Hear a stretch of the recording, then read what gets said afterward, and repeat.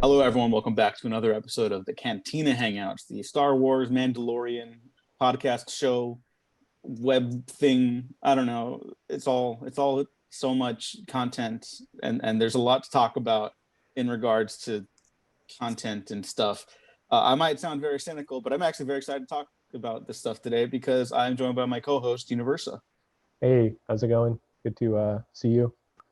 Yeah, again. It's good to see you too. It's weird that you're still at the 4 seasons, but you know what? I want you to be happy and successful. Whatever gets you there, my friend. You know, it's not too bad out here. It's just next to a funeral parlor. So, just see some caskets roll up every day. Also here with us from Blue Bantha, Sean Fallon. My friend, how are you?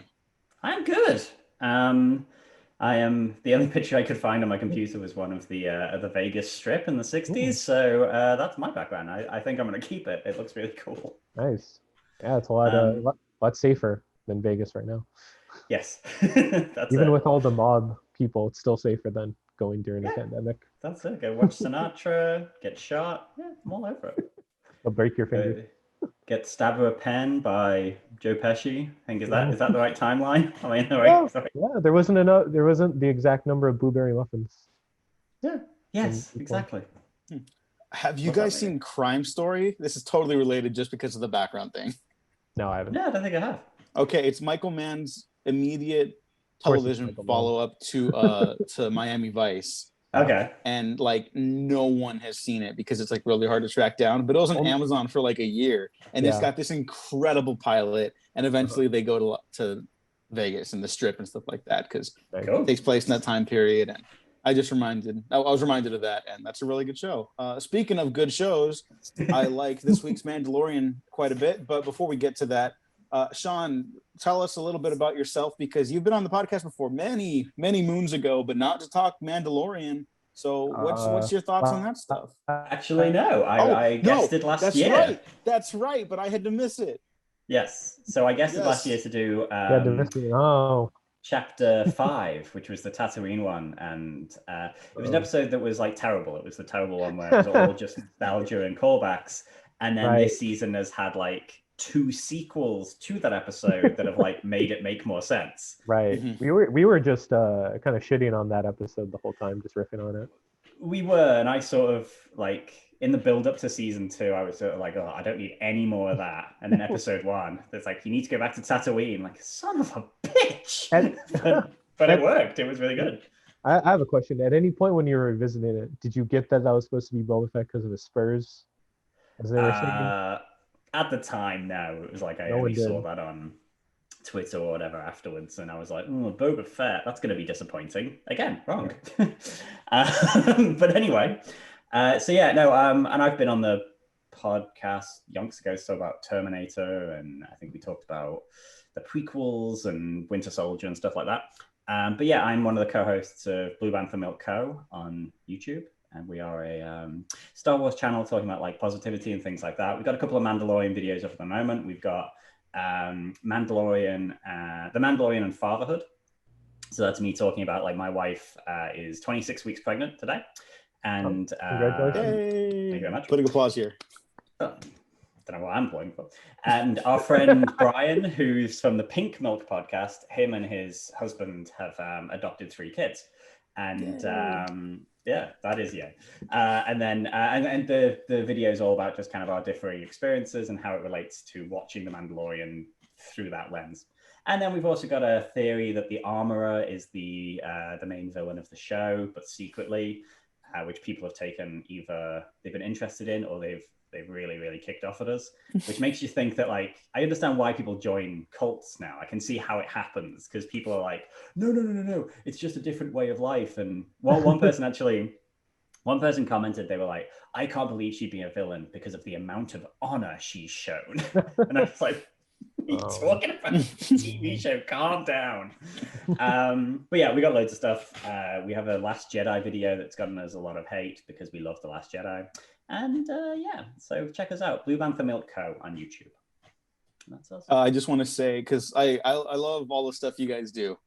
My favorite video today, just because this is what I firmly believe plants like the most interesting seed in Star Wars for this generation, is the "You're Not the Chosen One" probably with Into the Spider-Verse and Last Jedi, and how Miles Morales and Rey, they're not from anywhere special, and that would be ridiculous if someone rewrote that series to make it that she is special in the long run.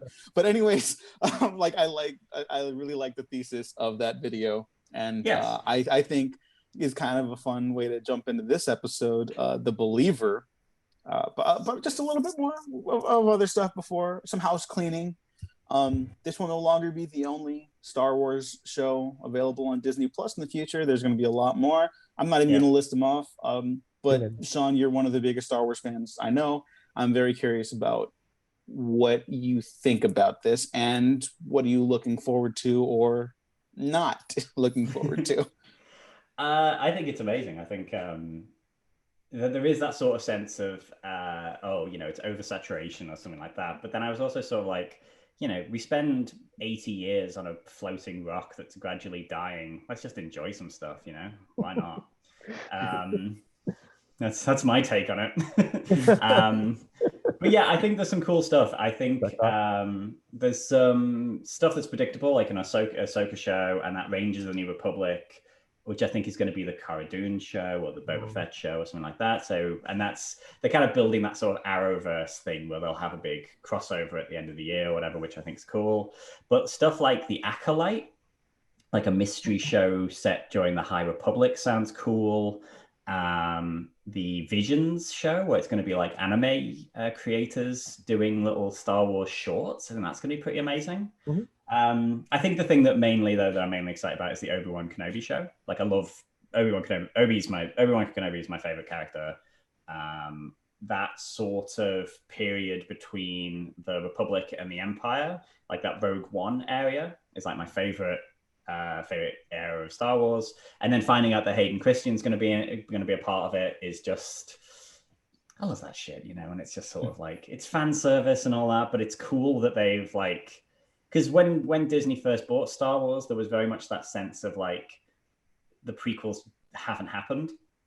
There was very much Force Awakens. I remember seeing an interview and it was like J.J. Abrams was joking around about having like Jar Jar's dead body in the background of a scene and stuff like that. And like, there was very much that sense of like, oh yeah, we're just moving forward now. And then gradually, as like creators have come in, they've started bringing back more and more prequel stuff. Right. And I think it's cool to kind of create that sense of a long story. And yeah, having Hayden Christensen come back and getting a chance to do the role again with, a better director, frankly, and someone who's better at directing actors, Deborah Chow. I think it could be really cool. And the Andor show looks great as well. God, yeah, there are too many. There are too many to list. I don't know. Like, we'd have to like pull up like the article to name all of them. Yeah, because I keep do a whole episode like about that, and quite frankly, I just don't have interest. Gene, I don't know if you do. No, I mean, it's just I mean, announcing them, gradually, I can't really judge it too much because it's just like, I was trying to make a joke where it's like, I don't know, like, it's cool to get anticipated, but then like, it's like, I don't know how to like critically think about like vague announcements and then just like intros of title cards. That's I mean, that's it. Yeah. Like, what can you possibly say when it's like, right? Like the graphic for this one, I don't like it. The font, it's an ugly font. Yeah, every movie studio does this. It's just not all springing off from one film franchise. Right. Yeah. And like, that's okay. I think it's okay to work in other stuff. I'm not crazy about the idea that these are all like roughly the same period with like some exceptions. Yeah. The Acolyte's probably the one where I'm like, I've never seen that time period before, which like just on a personal level, I've wanted for Star Wars for a long time. Mm-hmm. I am glad they did a sequel trilogy. Now I want to see other things completely unrelated to it. And that is not even like a reaction to any specific like disdain or anything like that. Just general Star Wars can be everything, so why not try and do that once in a while? But Yeah, I was just gonna. Oh, sorry. No, go for it, Jake.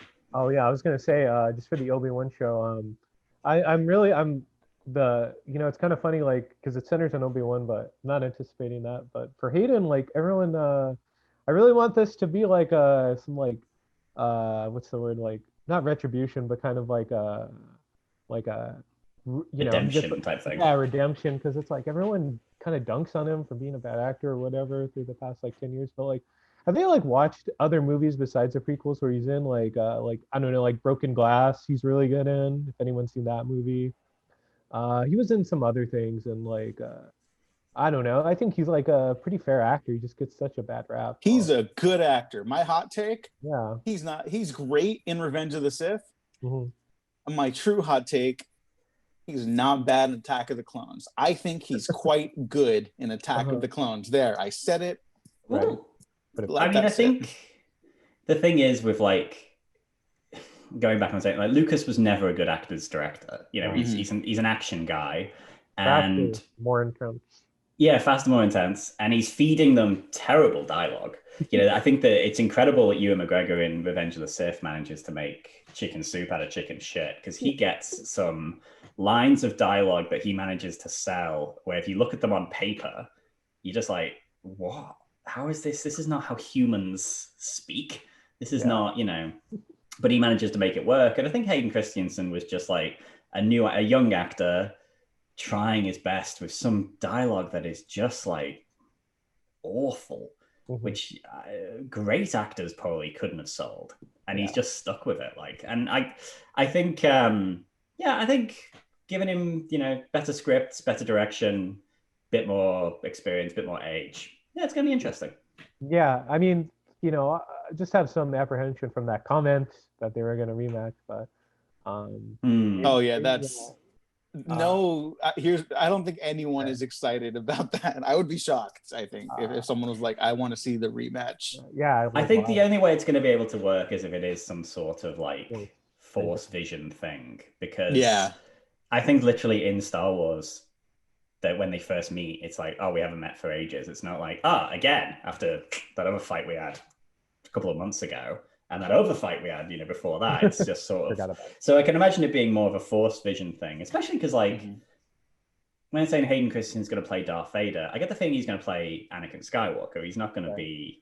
It's not going to suddenly be Darth Vader with his voice, and I don't think he's going to come back just to wear the suit. So. Yeah.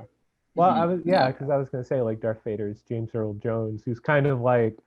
He doesn't really. I don't know. I mean, he's come back for like one or two things. He's in Coming to America. Yeah, I know. I meant like in Star Wars. Like he's come back. Oh yeah. But like, it doesn't really seem like his like prerogative to, be involved in the franchise too much. I mean, he's like what, like semi-retired. Kind of, yeah. I guess he came back to do like a little line of dialogue for Rise of Skywalker, and he was in Rebels and Rogue One. So I think maybe because the thing is, it'd be a piece of piss. You go around with a MacBook and a microphone, and you say, okay, can you just read these in your own voice? You don't put a voice on, just read these in your own voice. It's a couple of hours work, and then he gets paid, goes back to his retirement, and the show just goes from there. That is true. Yeah, no, of course. I was going to ask, just changing topics, like, I know, like the blending of Ian McGregor into like kind of the Alex Guinness version of the character will definitely be interesting.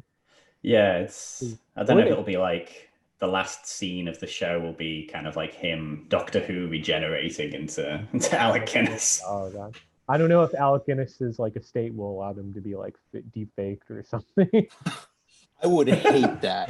But that would be pretty bad. I didn't even consider this, but now like I think it would be a genuinely touching moment to just have Obi-Wan series be like 6 episodes, whatever it's going to be, right? And then you end it like, oh, what the hell's that one HBO show with the family that runs the morgue? Do you guys know what I'm talking about? 6 Feet Under. 6 Feet Under, and it kind of goes into the future. Yeah. You do the 6 Feet Under ending for Obi-Wan, and then he's looking out the twin sons with Luke, and there you go. That's my pitch for how to end the Obi-Wan series right there. There you go. Done. Spoilers, everyone. But, if I got that right now, if I nailed that, I'm never gonna shut up about anything ever. Just post on Reddit so you could have like a time date on it. Yeah, that's it. Go viral. Claim it. Yeah. Speaking of claiming, this episode doesn't really revolve around any of that, but The Believer, Sean, since you mentioned last time was you were on for the worst episode in the history of television, what did you think about this one? I really enjoyed it. I think brass tacks, and this is kind of the first time I'm admitting this. I am starting to. I'm not going off the show, but I'm going a bit cold on it. Like, I do really enjoy it, and I don't care about the fact that it's kind of like it's got video game writing. You know, that sort of like, oh, I want this. Oh, well, first you have to do that. Like, even that episode last night, I've actually just started playing for the first time Knights of the Old Republic. Like, I finally got it, and I'm playing it, and I'm loving it. And the mission I just did, I had to fly somewhere, but if I flew too fast, my engines would overheat and I'd explode. So watching that scene where they're driving the sort of like sorcerer wages of fear truck bomb, and it was like the dials are going up and down, I was just like, yeah, no, I've played this game, I've done this. But I'm totally fine with that, and I think that's an interesting way to make, you know, because the first season was very much like you kept doing missions and leveling up and getting new armor and stuff like that, new weapons. And this one seems more questy. It's like, hello, new person, I need X. Oh, good, you need to give me Y. Oh, okay, so that means I have to do that. And that's been every episode, and I'm totally fine with it. But I think the thing that's making me go a bit cold is like, I'm really losing interest with the Mandalorian character. Like, he's so inert. It's so... I think it started with the Ahsoka episode when she's like, oh yeah, no, I'm a Jedi, but I'm not going to help you. You have to go to this mountain and sit on a rock. And he's like, okay. Like, just give me just a little bit more. Having be like, no, this is insane. That means nothing to me. But he's just sort of like so passive. But it was nice. That was the thing that this episode was good to see him actually, you know, he takes off the helmet, does something a bit more active, and you get to actually see Pedro Pascal's face for the first time in a while. And I'm hoping that that's going to become more of a thing, that the mask is gradually going to start coming off more, and we're going to get some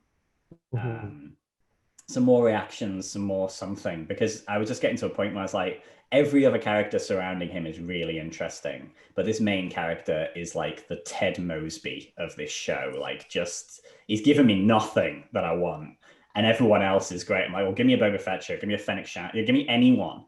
But he was just really leaving me cold. But I think this was a nice turnaround. This felt good. Like, at the end when he contacted Moff Gideon and kind of repeated his words back to him to say, you know, you have something I want and all that, and kind of did Gideon's speech from the first season back to him. I was like, okay, now this is what I want. This is what I want the show to be. I want a main character who I am interested in and who has conflict and who is going to take the more aggressive route to get to what he wants, rather than just being like, go over there, do this, bring me this. So I like that. And also, if you told me a few years ago that like Bill Burr was going to come into a Star Wars show and just blow me away, never would have believed you. But he was fantastic. He did a really, really good job. His acting has improved since Zombievers. He was in that. No way. Yeah, he's in that one. Oh, that's beautiful. Me too. Yeah. That's part of the Star Wars universe now. I'm calling it right here. That's the entry point to the Mandalorian. Gene, what do you think about this episode? Yeah, I was really happy with it. It's from Rick Famuyiwa. He gives us a lot of interesting like set pieces with his action sequences, so that's cool. I guess they're all kind of like, are they like, is this me, or they're all kind of like Indiana Jones inspired? They totally are. I have that in my notes actually. Every time someone went off the thing and then got run over, I was just like, Indiana Jones. He did that because he did the second episode of Mandalorian ever too, right? Yeah, he did the same thing. He did the Last Crusade tank. Yeah, I mean, but this was more like the Raiders truck. Yeah, and he understands the fundamental essence of action. Yeah, sometimes it's just super fucking awesome to watch people fight on top of a moving vehicle. Yeah, that's it. Well, that's awesome. The crucial thing he does, which I absolutely love, is that he kicks the shit out of the Mandalorian. Yes. And Mandalorian keeps fighting. He gives that Indiana Jones thing where Indiana Jones, the best thing about watching Raiders is the fact that he keeps getting his ass kicked and he keeps coming back for more. And that is always why Indiana Jones is better than James Bond, because like James Bond just always kicks shit out of him when he's fine. But Indy's always just like, there's a scene, I think it's in Raiders, when he's fighting the mechanic and he gets booted and he kind of stands up and he's just like completely punch drunk but coming back for more. And that really reminded me of this episode where Mando just like, there's 3 of these swoops coming towards him, they've all got bombs, and he's like, yeah, I was gonna say also they have the cleverness of Indiana, where Indiana, like in the scene with the wing, you know, he just gets demolished by the Nazi, and you know, at a certain point he's like just ducks and lets the guy torn into pieces. Like you kind of had that with you know, when he shoots the guy with the sword, you kind of had that with the grenade. It's like he'll just throw the grenade. You know? Like fuck it, it's not worth it. You know, but yeah, I don't know. Rick Famuyiwa, maybe they should have had him to do the next Indiana. I was gonna say, no disrespect to James Mangold. I think it's safe to say we're all fans of James Mangold here. Yeah, of course. But like, they took the Flash movie away from Rick Famuyiwa. This dude needs to get like a big budget thing too. I want him to keep coming back to Mandalorian. Yeah. Because he's clearly like, he's one of those dudes that's just got it, right? Yeah. But like, dude, give this guy like all the money he needs to make whatever he wants. He's so clearly like a qualified director. Yeah. You know? He wrote this as well. He wrote this episode. He wrote and directed. He also did the second episode, the Jawa one, which was incredible with the egg. And then he did the Prison Break episode, which was incredible. And yeah, like obviously that Flash movie is cursed. There's no that's not his fault. That movie has got a gypsy curse on it. That movie's going nowhere. But yeah, Indiana Jones, he'd be great at that. He'd be great at just like, because I assume we've all seen Dope. Like Dope, Dope's amazing. I mean, it's dope. Yeah, it's dope. But yeah, he would be incredible doing a Spider-Man, actually, like something like that, like a character who gets their ass kicked, comes back for more, bit of comedy, bit of pay. Because I felt like you could see that this had a different writer than the other ones, because it had that like Favreau and Filoni, who have written the other ones. They can do big action sequences and kind of like cool banter and stuff, but that sequence where all 3 of the dudes are sitting around the table and there's that like rising like Tarantino tension of like who's gonna pull a gun. That was the first time we've seen something like that. I think that was cool that they just sat and they had that confidence to be like, we're just gonna sit in this for a bit and just see what happens. And I love that. That was great. It gave a lot more personality to like Mando. You see his like reactions, and to Bill Burr's character as well. But yeah, I mean, like I think Rick Famuyiwa really knew how to use like certain characters, because I was gonna say from my man Boba Fett, like just having him like just be the driver, you know, of like I guess like this kind of like heist, whatever. I thought that was like really brilliant, because it's like, you know, Boba Fett's getting up there, and then but you know, just the fact that he's so tactile in the Slave One. Like I love that they brought back the little sonic mine. Great sound design choice, but just like the way they use Boba is just just really brilliant. Where he's just like, oh, you know, I'm just gonna help you get away. I'm just the driver. That's it. Yeah, because it would have been dead easy to be like, okay, Boba Fett's the main guy in this. We want to really, you know, but it's like, no, he had his showcase last week. So now he's just going to do he's going to get the best line in the episode when he says, oh, no, they're going to recognize my face, which I thought was absolutely genius in terms of him, obviously being him.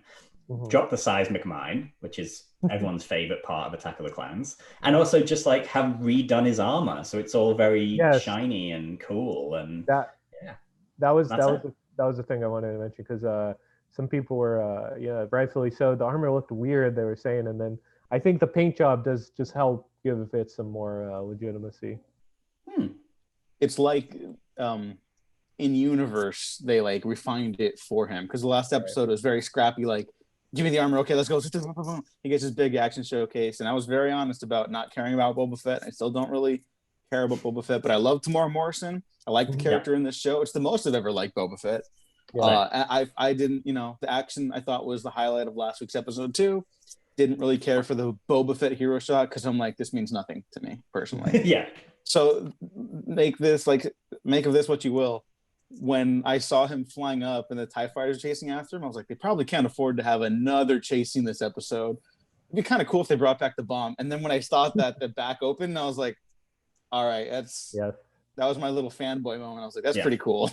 I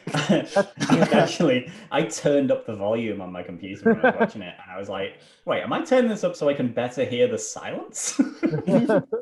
No, you want the the amazing sound design like that, Yeah, and the way they did that was like kind of, you saw the bomb, you saw it from above, and you saw it from below, and it's like, it's incredible to get going by what I was saying before about them kind of not legitimizing, but just sort of like acknowledging the prequels.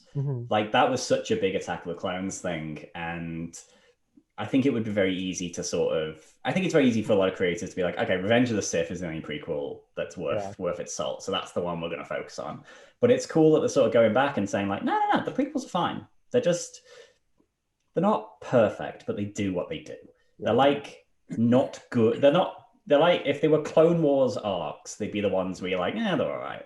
But they have their moments. And Attack of the Clones, one of their moments is that bomb. And so it's like, that's the one they bring back. Yeah, I love it. And then Slave One is just such a great looking ship. Really. Yes, it's cool. It's a cool looking ship for sure. Yeah, it's so unique. I mean, it's like I don't know. That was like one of my favorite toys, the Slave One. Yeah, same. I think the thing that people need to, or have begun learning to take away from the prequels, and to tie back to Hayden Christensen a little bit, the Tumblr era, I think, and I say this with love, the fangirls that were like, Hayden's so like gorgeous and stuff, they would end up writing like thesis posts on Tumblr about like the struggles of Anakin Skywalker. And I swear to God, I bet you could trace a line from that to prequels rehabilitation nowadays. Yeah. And I think that kind of rules. And also, like, what we're taking away from the prequels, like with the gadgets and the toys and stuff like that, I think we're also taking away that like Star Wars at its peak is also when characters kind of like take a moment to be like, okay, what are we like doing here though? It's not just a fun adventure series. Like we're all coming from very different places across the universe. Like, and this episode, at its nuts and bolts action stuff we've been gushing over, rightfully so in my opinion, but like the moment with like that you brought up, Sean, with everyone around the table, and it's just this great moment to kind of recontextualize like, oh yeah, no, the Empire like is space Nazis. Yeah. It's not just like a difference of like, oh, you grew up in you grew up in the Mandalorian way, I grew up in the Empire. It's like, oh no, like you can come from wherever, and these characters still have to grow and like evolve. Yeah. Or he would have died in the Empire probably by this point, and the real like dialogue heaviness of this episode in the middle, like I really, really like, because as much as I've liked the show this season significantly more than last season, I wouldn't say like the character stuff is like great. I think it's good, and I think it's brought up interesting questions about the Mandalorians, like creed and identity and like what that means. And so I kind of am down to explore the armor as a potential villain, like a cult leader. That's actually a really compelling idea to me. Yeah, I'd watch the video, because that was sort of, I was planning out a book I was going to write, and it involved a cult leader, and I was reading all these cult things and all that. And then when that was that episode with Bo-Katan, and she starts describing the Mandalorians that aren't like that this is the way ones, I was like, hold on. Kind of had a look at it, very quickly pitched the video to Matt. We ended up making it in about 2 hours and put it out. And yeah, it's just one of those, it's a weird one where you're sort of like, I feel like we're the only ones who have made a video about Star Wars that includes footage of the Jonestown massacre. I think that's quite. I think we've cornered that market. But yeah, I think definitely check it out, because I think if it turns out to be true, I think we're definitely on the money, because it's definitely an interesting thing in terms of, I think the show might be smarter than we think it is, because at the moment I'm sort of like, yeah, it is what it is, but I think there might be a long game that's playing in the background, and we'll see. Yeah. So I was gonna say, first ones to kind of like pick up on basic. Yeah, Mando has he was basically in a cult. I didn't really from what and I did watch the Clone Wars. Didn't really pick up too much on that the first season. That he was kind of a fanatic in a way. Yeah. So yeah, and I mean he hated droids, so it was like he was also kind of a racist. Kind of a racist. Kind of a droid racist. Yeah. I mean, and then at the end he learns like, oh, that was ignorant of me. Then the droid saves his life. It's like the best arc in the first season, in my opinion. That's the only arc. Yeah. It kind of was. Also, when Gene and I talk about it every episode now, but like, just another shout out to like how impressive the volume tech is on this, because God. It's crazy. The first season again was very like a lot of stagnant wide shots, landscapes, because that's easier to set up, and I totally get it. Whatever, it's like a tech demo for first season, and this one is like, we have car chases, and you're gonna watch it. We're gonna go through the hills and the valleys, and there's ships now, and I'm like, I totally buy all of this. It's so good. It's so cool. If you go back to like episode 5, actually, there's a scene where Fennec and the shitty bounty hunter who was a dickhead, Toro or whatever. Yeah. He's like sitting on a bike and she's handcuffed or whatever. And it's basically just like them in the shot and a rock and then this big background. And you're like, oh, okay, I can see what this is.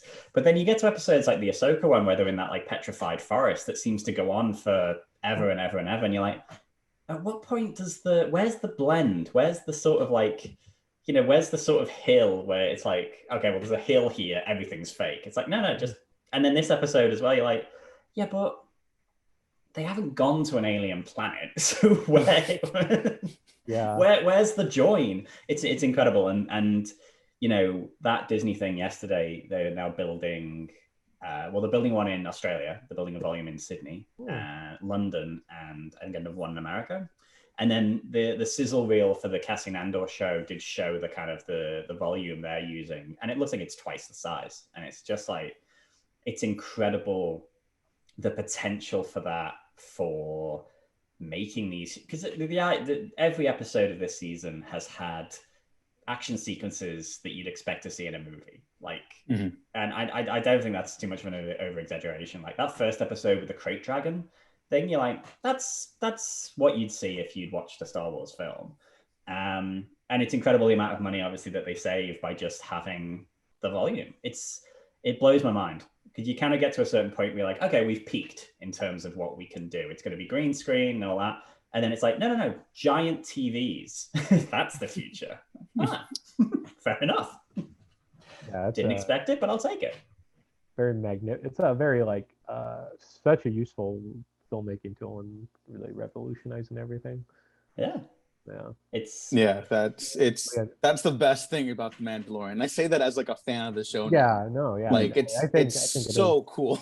Well, I mean, originally, Star Wars is the filmmaking aspect of it. It's supposed to be like pushing boundaries and pushing the filmmaking technology like the original movie. So like each one has done something a little bit. Each kind of like period of Star Wars has done something a little bit wilder, and it's actually quite interesting because Rogue One was sort of, I think, the first time they played with the sort of the technology that would become the volume. Like they had the sort of thing where Gareth Edwards could kind of VR camera to see where things were going and all that, and then they adapted that to make Lion King, and then Lion King becomes this. And it's great, love it. Yeah. Just want to read out some quick tweet responses from everyone who was also happy to see the return of Bill Burr. At Jacob Knight said, top 5 guest stars for sure. I would agree. Fun episode. I wished Din has talked a little bit more, but it meant a lot that he took the helmet off, and that he needs to talk to Boba about like the Mandalorian struggles, because I didn't even think about that, but that's probably something that would be very interesting for them to just sit down and talk about. Like, you're from this kind of the Mandalorian, but not really. I'm from this kind of the Mandalorian area, but not really. Like, what is like the most interesting episodes this season to me, this one included this season, are like, what does it mean for him to be that, Yeah. Like what is it gonna entail for him in the future? Like, does he have a part to play in like the rebuilding of Mandalore? How is that gonna change like his identity? Is he like, I would like to see him become comfortable with removing the helmet, because in a way. I think like that's literally, it's literally him shielding himself from like others, right? Yeah. So like it to me, that's like a natural progression down the line. Not to throw it away, just like be comfortable with like, hey, I'm trying to eat. I might as well just take the whole thing off. Yeah. Or just have it off for like dialogue scenes and then put it back on for action scenes so those two awesome stunt dudes can take over. Because they've got the two guys, haven't they? They've got John Wayne's grandson who does all the gun stuff. And then that other guy whose name I don't know, who's like the mixed martial arts master for like capoeira and all that. And those two dudes just take over to the point where I'm not even sure how much Pedro Pascal is actually on set. He's just like always in a studio. It's like, oh, this episode you're going to take the helmet off. And he's like, oh, okay, fine, I'll come in. Yeah. But I think definitely that the show is leading more towards that, to having the mask off and having him be more of a character. Because, like you say, this episode as well, it didn't suffer for it because you do have that thing of like, this is a guy who does not clearly know how to talk to people. But that scene where they're all around the table, you're like, Dinge, say something, mate. Get into this. Get involved, because he's gonna get you all killed. But he just like shakes his head at him and just kind of keeps staring at him. And Bill Burr's just like, I guess. Yeah, he can only do so much, Yeah. So he needs some. He's too shy. He needs like some. Needs to talk to someone. Yeah, and I mean, it was such a problem with me in the first season for this show. Like, he just doesn't do any. He doesn't talk. He doesn't do anything. And now it's like Jon Favreau and Rick Famuyiwa and the rest of the crew that have done these episodes, they've totally like understood that doesn't have to be weakness. It could be strength. Like, oh yeah, he doesn't know how to communicate effectively when he's not killing people. That's actually something worth exploring. Yeah, Let's talk about that's that. it. That's character. Okay, that's very interesting. That does. Yeah, it feels like a human ties being. into this whole fanatic thing of like, is he just a weapon that they send out to kill people to make money to go back to the cult to make this, and you're like, okay, that's interesting now. That's less, and the fact that they surround him with like so many like chatty guest stars, because you are like, if he's on screen and Carl Weathers is on screen, I'm like, I want Carl Weathers to speak. I don't care what he's got to say. So yeah, main but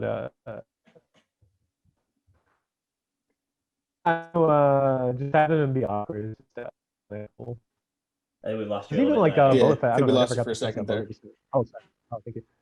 No, I was just gonna say that that's such an interesting angle, him just being awkward, because even like Boba Fett, who didn't talk too much. I never got the sense Boba was awkward. He's like flirting with like a dancer in the background, or he had some personality to him. Well, Din's just kind of a wall. I guess it's like the man with no name. You never thought that like Clint Eastwood had like social anxiety. You always like, no, this guy's kicking ass. Like, but I don't know. There's something. I don't know. Here's a question: who's going to direct? Like, I don't think we know, but who would you like to see direct the next episode, the finale? Because we don't know any of the directors coming up. I thought I read last year that Favreau was supposed to direct something. So he did the first one. He did the first one. He did the first one. So maybe Favreau again.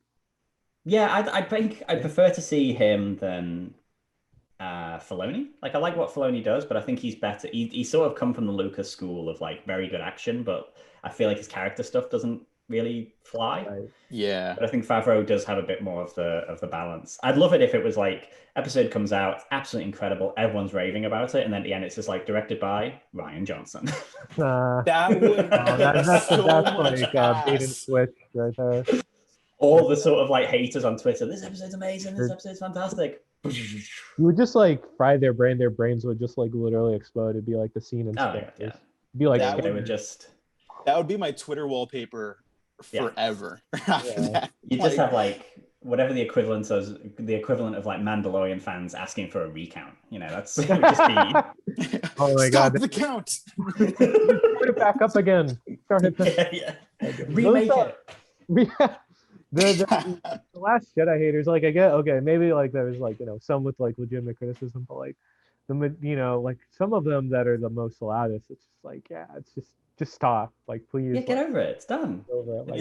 Like, like I get it if you're like a younger person, but even like we've all had our experience rage tweeting about shit that doesn't matter. Now we're tweeting about shit that does matter, unfortunately. But like I get it, whatever. I went through my Man of Steel hating phase, and now I'm just like, I don't like it.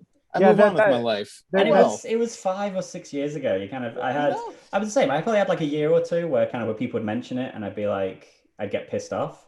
But I'd never attack anyone. I'd never be like, "Oh no, you're wrong," or whatever. Yeah, that was some of the abuse that we've got for our Last Jedi video is pretty incredible. Like, I'm so sorry. That's the thing though as well, because they're kind of stuck in a bit of a thing because we don't reply to any of it, so there's no oxygen, so they can't do anything. And because we're not, we're straight white dudes, they can't really think of a way to attack us. Frankly, there's never any mentions of our appearance. We never get death threats. We never get threats of violence. We just get, "You're wrong because of this," or they take what we say in the video out of context and like miss particular words. So at one point, I actually say like, "Well, I mean, you could say that this," and then they just quote it as I've just said that thing. Okay, yeah. Not very original thought. Yeah. People. Yeah, I mean, that's kind of what it comes down to with like that corner of the quote unquote fandom, where it's like it's very obvious what bothers them about that movie, and maybe there are like valid criticisms. Like, I love that movie. I think it's a little long. I wouldn't take anything out, but it's just a long movie. A lot happens. It's a little tiring sometimes, and I prefer that than not having a movie at all. They just remind me of just those like killjoys or something like at a party where they'll just like, it's like that person at a party you talk to and it's like, I don't want to talk to you anymore.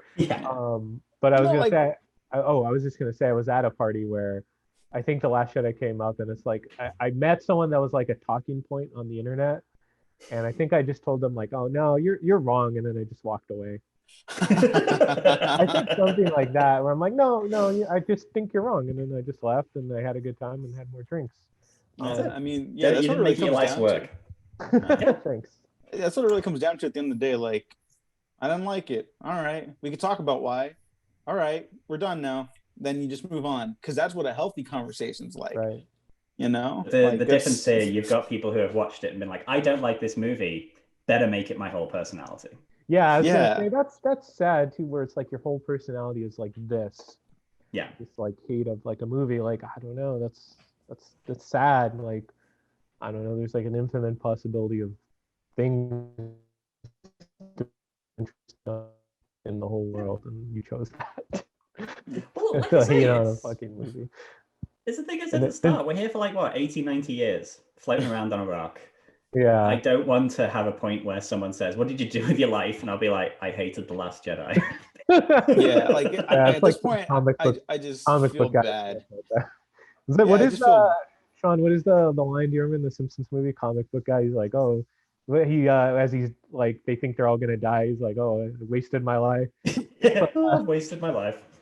Yeah, he's like, I spent my whole life collecting comic books. Best life well spent. Yeah. Because I was gonna say, like, I was gonna say, like, for instance, like me and Diego, I think you really like BVS, and I kind of hate it, but I don't think I've ever like talked down to you about it or like been. Like, no, you don't insult my intelligence, because we both understand it's not real. Yeah, it's not real. It's not like I actually encourage like a man dressing up like a bat going out to kill people. It's a fictional character about fictional events with things that don't interrupt our actual lives and livelihoods. Yeah, no, that's it. That's it. I would be more concerned if I was like somehow involved directly in it in some capacity. But even then, probably not. Again, it is. I couldn't imagine a situation where The Last Jedi being good or bad would affect the broader scheme of my life. Yeah. It's probably my favorite Star Wars film, and to be honest, that has affected me because it's great. I've got this awesome film that I can watch. But if it had been bad, like I didn't like Rise of Skywalker, I got over it very quickly because I had Last Jedi and I had Force Awakens and Empire and New Hope and Rogue One and all the other Star Wars films that I love. So I can just watch them instead. Yeah, and I think that's actually, to bring it back to Mandalorian a little bit too, I think that's actually what the show is kind of leaning further towards with the title character, where it's like, his whole life is Baby Yoda now. At first it was the Creed, now it's Baby Yoda. The Creed's still kind of there because obviously he doesn't like disrobe and stuff like that, but like I think the show is smart enough to understand that it needs to continue down that path. And even though some of these episodes ended up kind of being backdoor pilots for other shows, I didn't feel it when I was watching it. You know, I'm not interested in a lot of what's coming, if I'm being honest. But I like this show, and if it continues to be good, I'll continue talking about it here. You know, I'll enjoy bringing you back on, Sean. I'll enjoy shit talking with Gene and arguing about Batman, because that's what nerds do, and we have nothing else to do right now. Yeah. Hey, at least we have like the Bad Batch. We don't like the Bad Batch. Oh yeah, I like that. Yeah, I like that. Filoni back in his prime. Yeah, I'm intrigued what this is gonna be like, because when, like, did you watch the last season of Clone Wars? Oh yeah. Yeah. And it was sort of like that Bad Batch thing. I was like, eh. And then there was the next one. It was like Ahsoka with the two women from Martez sisters. The Martez sisters. And I was like, nah. And then the final one with Order 66, I was like, this is the greatest thing I've ever seen in my entire life. I'm like the only person that liked it across the board. Yeah. I'm sorry, like, but the Martez sisters, like, I was kind of made too. Yeah, you need that story. I know the working class point of view. I acknowledge that you need it. I felt like, I don't know why, like it was like 4 episodes or 5 episodes. Like I kind of. Well, it sort of broke my spirit when the third episode of the arc. They start off in a prison cell, they escape, they have an adventure, and then they get captured and end up in the exact same prison cell at the end. I was like, oh, for fuck's sake. I disagreed with some of the kind of storytelling, I guess, in that. But I think as a whole, like if you watch the whole thing, it does really work really well. And I'm intrigued. I'm intrigued by the Bad Batch thing, because watching that sizzle reel, the fact that it takes place post Order 66, Mm-hmm. I think that's got the potential to be really, really interesting. And the rumor is, which is probably just nonsense, is that so in the Ahsoka episode of Mandalorian, it's like, oh, someone took Grogu from the Jedi temple or whatever and saved him, and everyone's like, oh, it's going to be the Bad Batch who rescue Grogu, and I was like, whatever. Yeah, for me, it's like I don't care. This is the story now. Right. Yeah. You're telling it, which is why, like, you know, honestly, I'm not interested in Obi-Wan. I love everyone in the prequels. Mm-hmm. I've had that story, but it's not. I don't need answers. I don't need any more answers. I'm not asking any more questions. I have the story that was told, and I like the story that was told. You know, I think if they'd said that the Obi-Wan thing was going to be like a 10 episode, 4 season thing, I'd be a bit more panicky. But the fact that it's just going to be like a 6 episode little limited series, I'm like, okay, that's fine. Yeah. If they just do that, potential. And it's just it doesn't have to have big cliffhangers or anything. It can just be this cool story, lone wolf and cub type thing. I know it can't be lone wolf and cub because that's what this is now. So that's why they had to rewrite the Obi-Wan scripts, because they realized they told the same story twice. Rumor has it. But yeah, I think it could be interesting. Ewan McGregor is an incredibly compelling actor. Oh yeah. I'll be intrigued to see more kind of like casting news and stuff like that, because that was probably the thing that I was most interested in yesterday with that Disney thing, was like, you know, Fiona Shaw and Stellan Skarsgård are going to be in the Cassian Andor show, so that's dead exciting. And I know this is completely off topic, but a lot of the MCU stuff, when they were announcing the different people who were going to be in things, that was the most exciting thing, like bringing people back and then having other actors coming in, like Owen Wilson being in the Loki show or Richard E. Grant being in the Loki show. You're like, there's some real cool potential for some awesome stuff. And I do like the fact that everyone's agent is just like, get my actor into a Marvel thing to get them out into the wider world. So gradually that everyone will have had a Marvel credit by the end of our lives. Even if you're in DC movies though. Yes. They just they die and go to Marvel. Exactly. I can't wait for Baby Yoda to get his own Marvel series. But like, he's got to be playing a character though. He's got to be like Baby Yoda as Sam Richardson's Nova. And just play it completely straight. Just totally straight. No dialogue. Or dialogue, but like a really incongruous voice. It's like Baby Yoda voiced by. Help me think of a joke. Can't think of anyone. Don Cheadle. Don Cheadle, perfect. I would like that. Don Cheadle just rules though. Don Cheadle should be in Star Wars. It's good, yeah. He's in like War Machine. Armor Wars, whatever. Armor Wars, yeah. Yeah. And then, Ben Mendelsohn's going to be in another MCU series. Yeah, Anyway, that's off topic. We're not going to get into that. Yeah. Cool things. To wrap up Mando then a little bit. Two more little tweets. Movie Kale loved this episode. The speech about order was great, and Bill Burr got to show some more of those acting chops. Yeah. And very Mad Max Road Warrior style. Yeah. And I agree. The Bill Burr rules. He's been coming up on this podcast a lot. Yeah. I don't know why, but I just think he's a great comedian. He's just a man of the moment, of the time. He tells entitled white feminists to like stop making it about them, or he tells Joe Rogan like, hey dude, like wear a fucking mask. He's the man. I was quite happy with him just like saying to Joe Rogan, "You're a tit, wear a mask." Shut the fuck up, you know. Yeah, shut the fuck up, wear a mask. You're not a hero. Yeah, he just needs to say that to Cara Dune now, and they'll be happy. Oh yeah. There you go. That's not to end on a sour note, but not really looking forward to that potential one. That is a constant disappointment. Like every time Cara Dune comes into the show and kicks someone's ass, you're like, brilliant, but. Hey, one more episode. If she bites the bullet, the laser bullet, I'm popping bottles. Yeah. Well, it's interesting because like they were like, oh, we're gonna make this new show called Rangers of the New Republic, but they didn't mention who was going to be in it. Right. And you're like, okay, because I feel like that's going to be the Cara Dune show, but it could be. You'd feel like they would have dropped that. Yeah, yesterday. I was going to say, are they really gonna double down on someone that can't act too well?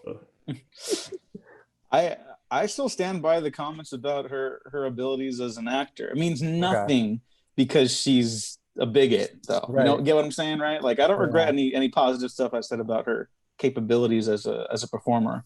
Yeah, but she's a piece of shit, so it doesn't matter. Yeah, that's the problem. It's like again, it's just that thing you just forget for a few seconds. When she dropped into that cockpit and she messed those two dudes up, I was like, oh, this is awesome. Oh, but she's rubbish.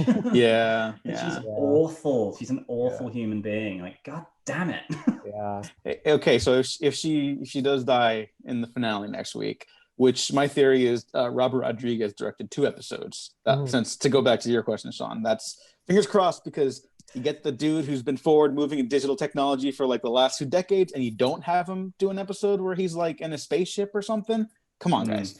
Well, and so just to quickly stick on your point, the first season, my argument with that has been the first season they were like, right, the big finale, we're going to have Taika come in, someone who knows what they're doing, top to bottom, knows how to do it. And that was when I heard Robert Rodriguez was doing an episode of season 2. I was like, oh, safe hands. He's going to be the finale guy because they're going to be like, right, we've got this big thing. Let's get someone who can do the business. Yeah. So yeah, I think he may yet come back. I hope so. Fingers crossed. Yeah. Or because he knows what he's doing. Yeah. I trust him more than Filoni, for example. Yeah. And that's no slight against Filoni. He's directed 3 pieces of live action work. It just is what it is. And I think he's just improved so much this season. I remember Gene and I were like, he's doing another one. You sure? And we were like, oh no, it was cool though. It was good. It's good. He's getting there. He clearly has room to grow as a live action artist. I'm for it though. He's good on him for that. He went to film school, Yeah.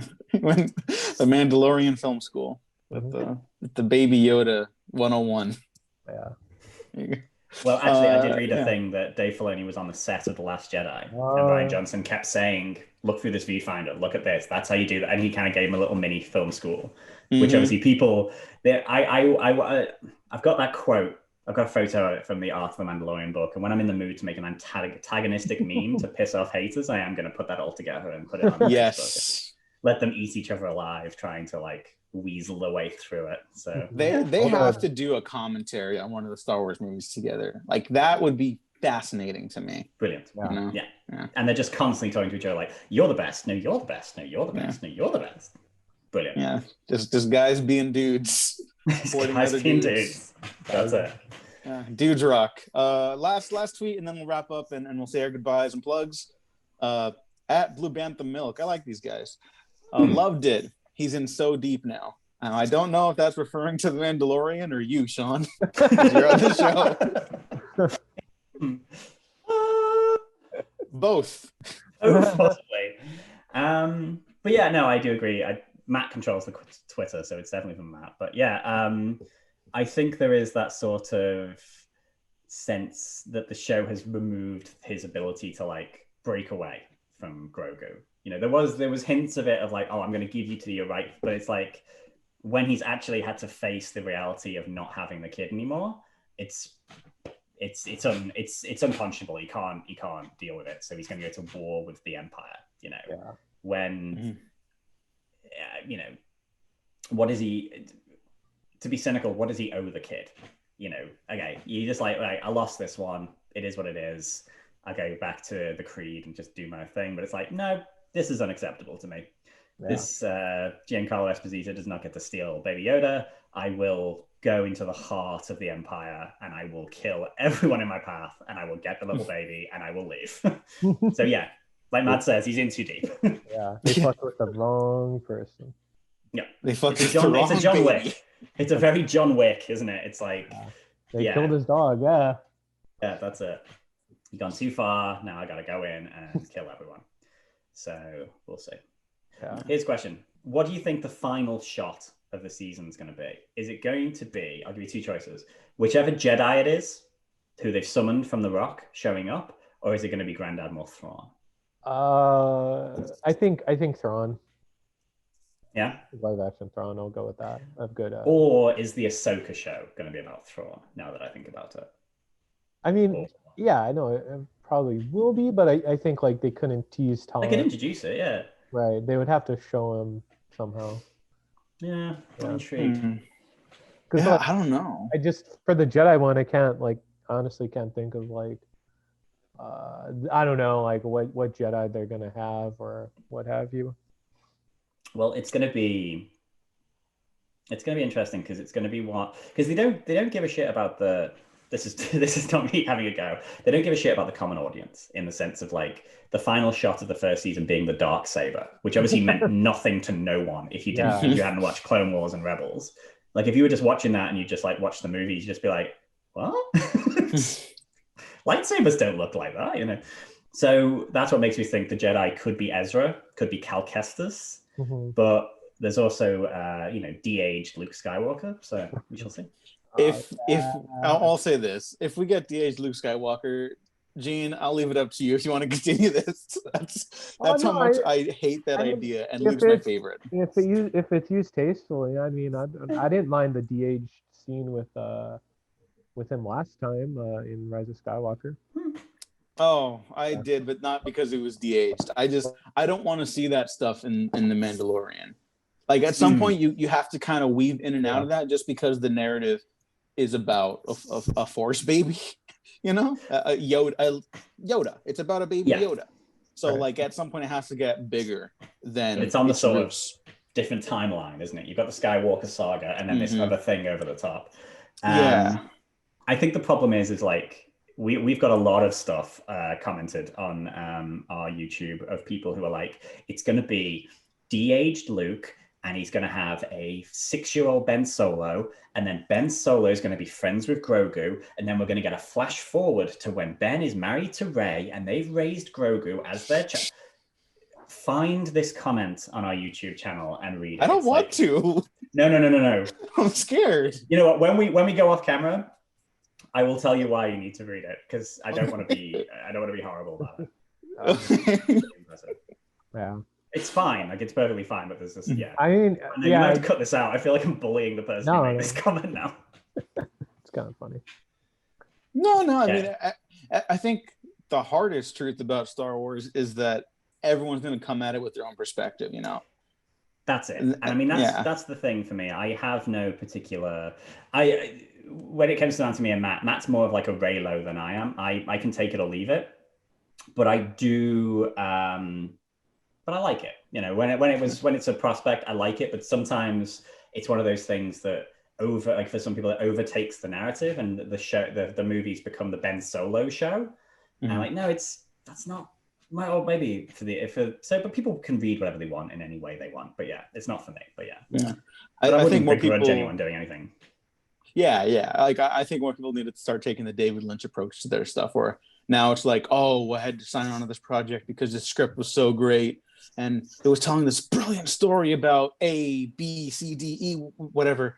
And then, you know, you listen to a David Lynch interview and he's like, believe it or not, that's my most spiritual film. And the interviewer will be like, oh, can you elaborate on that?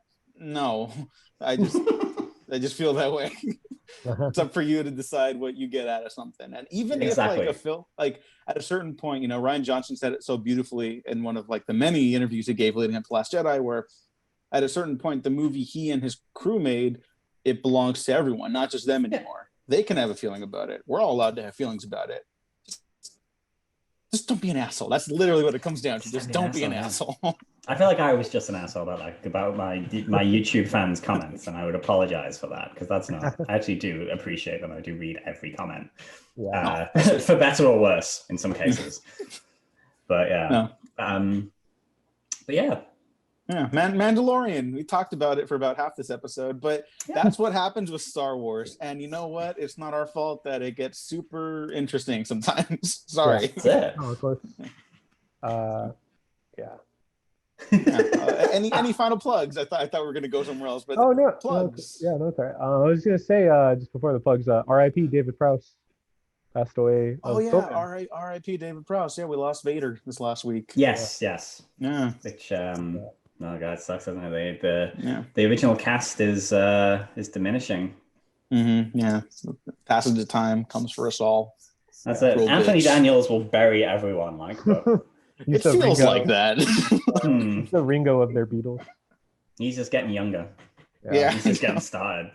That guy's insane. I love it. Yeah. He was dancing on he's still dancing on their graves or something. I don't know. You sound like a psychopath. Good lord. No, that was that's the name of his autobiography. I will dance on your graves by Anthony Daniels. People underestimate him, but plugs. You can find me on Twitter and Instagram, Gene9892. And Sean, plugs. Blue Banther Milk Co. on YouTube, Blue Banther Milk, Twitter, Blue Banther Milk Co. on Facebook. I have nothing. I don't do Twitter anymore, and it has improved the quality of my skin, the size of my hair. It is much better for my mental health, and get off it. That place is poison. But come find me on Instagram, Sean Fallon Writes. That's something I've just started recently. It's mostly about writing, a bit about Star Wars, and my giant hair. You have some good hair. I'm not cutting my hair until my baby's born, which is yay March 19th. Yeah, we shall see. We'll throw a party from a distance. Just 3,000 miles or whatever the distance is. Yeah. Yeah, but on that note, you can find me at the Diego Crespo on Twitter and Instagram, and check out the Waffle Press on also Twitter and YouTube and SoundCloud, Spotify, iTunes, and Patreon. But I do basically agree with Sean about Twitter. So, yeah, you will. Look at how healthier he looks. We should all. You look great. That's fresh face. I'm 36. You'd think I was at least 35. So thanks for listening. Like and subscribe. If you didn't like this episode, like and subscribe anyways, because you might find something you do like. So again, thanks for listening. Thanks for watching. We have been professionally unprofessional.